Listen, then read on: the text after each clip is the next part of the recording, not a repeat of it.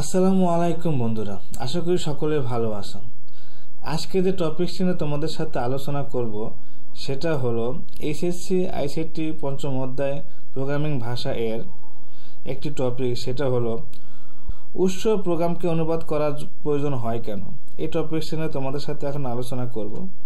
তো শুরু করা যাক। উৎস প্রোগ্রাম অর্থাৎ সোর্স কোড হলো প্রোগ্রামারদের লেখা উচ্চ স্তরের কোড, যা কম্পিউটার সরাসরি বুঝতে পারে না।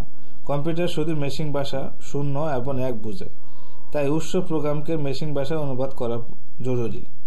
উদাহরণ, পাইথন কোড আমরা দেখি, প্রিন্ট হ্যালো ওয়ার্ল্ড। এই কোডটি মানুষের বোঝার জন্য সহজ, কিন্তু কম্পিউটার এটি বুঝতে পারে না।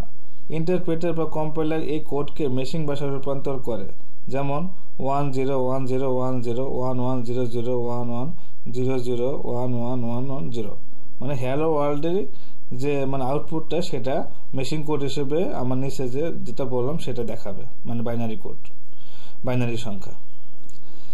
তাই আমরা সহজে বুঝতে পারলাম যে উৎস প্রোগ্রাম অনুবাদ করলে কম্পিউটার এটি বুঝতে পারে এবং কাজ সম্পন্ন করতে পারে, এজন্য অনুবাদ প্রয়োজন হয়।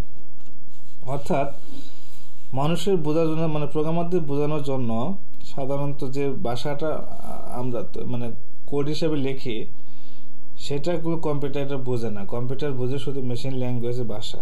তাই আমরা যে কোডটা লিখি এটা আবার পরবর্তী অটোমেটিকভাবে সে মেশিন ভাষায় রূপান্তর করে এবং সেটা রান করে দেখায়। আশা করি তোমরা আমাদের টপিকটি বুঝতে পেরেছো। যদি আমাদের টপিকটি বুঝতে তোমাদের কোনো প্রকার অসুবিধা হয়ে থাকে তবে অবশ্যই কমেন্টস বক্সে লিখে পাঠাবেন। ধন্যবাদ সকলকে।